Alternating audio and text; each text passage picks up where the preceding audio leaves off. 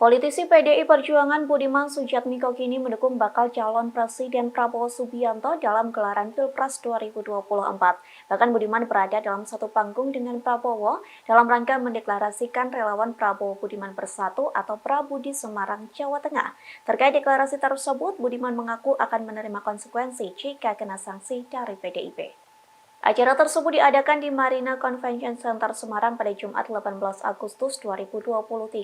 Para relawan Prabowo sudah memenuhi lokasi sejak pukul 14.20 waktu Indonesia Barat.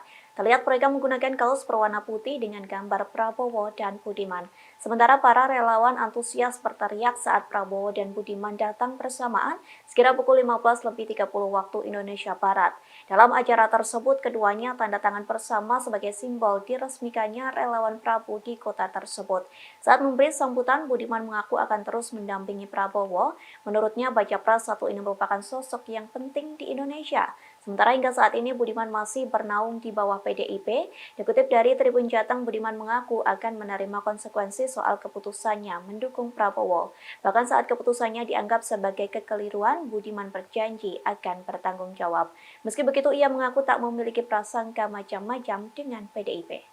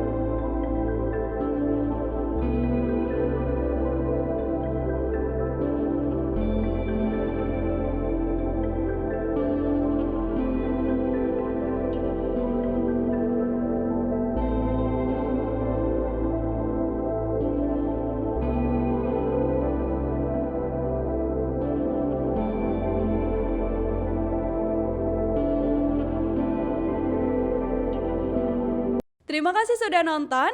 Jangan lupa like, subscribe, dan share ya.